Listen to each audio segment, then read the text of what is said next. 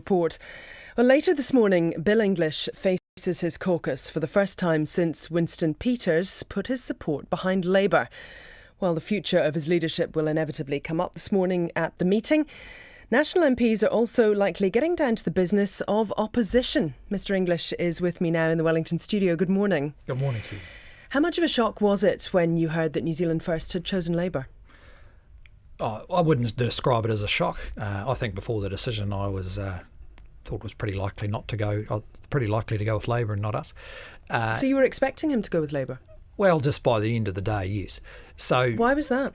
Well, just how events unfolded. But look, that's a decision that's been made. Certainly there's been a strong reaction from the 44.5% of New Zealanders who voted for us. That's a very unusual result. We had an election campaign. I think the voters at large probably expected that if you got 44.5% of the vote, you were some part of the government or the big part of it. That decision's now been made, and all the features of it that make it unique for the opposition will be in there with more seats than New Zealand First and Labour, make it also a big challenge for the government. Sure. What were the events that you speak of on that day that Winston Peters decided to go with Labour? How did it unfold that made you think he was going to not choose National? Well, look, all that was covered by the confidentiality agreements about the negotiations, so I'm not going to go into all of that. But that's a decision that's been made, and I think the way it was done illustrates some of the challenges for the government, and that is the Deputy Prime Minister trying to prepare the country for an economic slowdown just when many New Zealanders have had real confidence in the economy and where it's going. When you say Deputy Prime Minister, you're referring there to Winston Peters, and reports this morning that indeed he is set to be Deputy Prime Minister and Foreign Minister. Are those roles that were also offered to him by National? Well, again, I'm not going to be discussing that. It was part of the negotiations, and New Zealand First actually required, rightly, confidentiality about those negotiations. But it is, it'll be a big challenge ahead for Mr Peters and for the Prime Minister, because they have created some very high expectations on the one hand, and I think a fairly confusing picture of the amount of change on the other. But this was the kind of territory that National was in when talking about ministerial roles? Well, look, I can only repeat, I'm honour bound to stick with the confidentiality agreement, as are the other parties. Do you intend to stay on as leader of the National Party? Well, that's a matter I'll first address with the caucus. I've been slightly overwhelmed, actually, by the amount of support over the days since that announcement. I think that National campaigned well. We went into a campaign where people had the opportunity to directly choose a stronger start for this new government.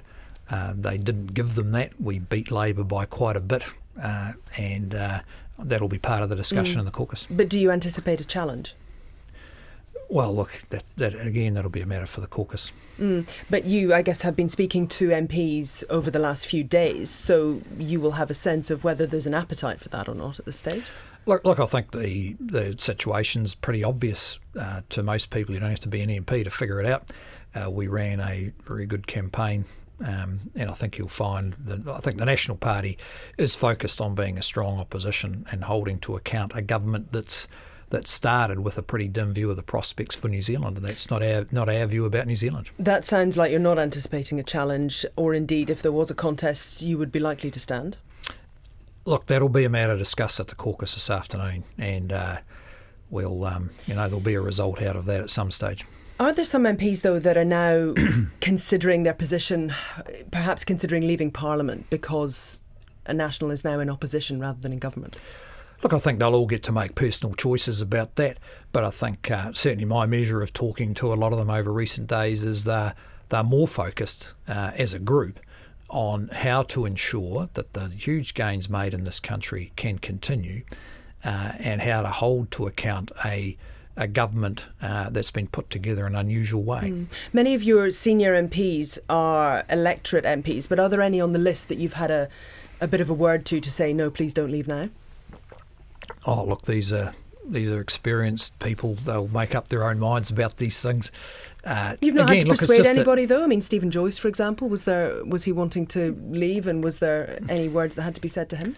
Look, I think this is all, these are all personal decisions, and we're only a few days actually since the election results. So all those issues, I'm sure, will be discussed. I mean, Stephen, I think, has indicated publicly that he'll be staying around, and that's great. He's got a really good hand on the economic issues, and they're going to be central to the discussion over the next few years. But you're now going to be facing a 37-year-old Prime Minister, so is that an indication in itself that you need to refresh some of your senior frontbench MPs? Well, look, again, those are matters that the National Party will go with. Just remember, this is a Prime Minister who's the first one in 100 years who lost the popular vote, and lost it by quite a bit. And in making decisions about the future direction of this country, the government will need to take into account. But I'm asking you about the National Party situation, and I understand that it is a matter for the National Party, but to be fair, you are one of the more senior members of the National Party, being the leader. Well, I think when we're dealing with all those issues, we need to take into account the uniquely strong position of National going into opposition. It hasn't been like this in a century. And the uniquely unusual, if not weaker, position of the government going into government. And why is it a weaker position for the government? Well, just because it didn't win the vote. Well, it's a government made up of three parties. Yeah, that's right. How's that different to the one that you led? Oh, because usually when you lose an election, and this is part of my consideration as well. When an election is lost, it's lost because a larger party captured the direction New Zealand wanted to go in, and that's been demonstrated in the past. 1999, 2008. The most recent changes in government demonstrated by the larger party English, getting a large vote. 44% is not a majority.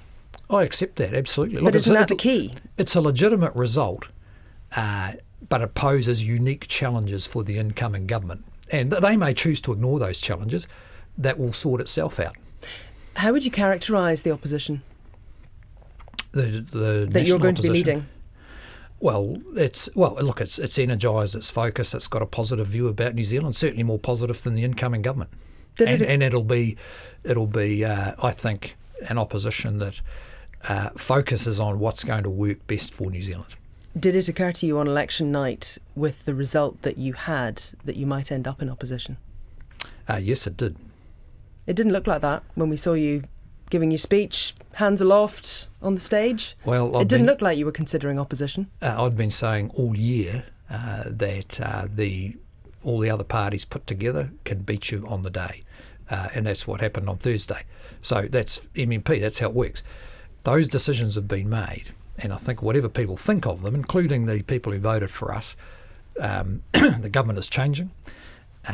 But the way those decisions were made will be one thing that affects the way the government operates. What do you mean by that?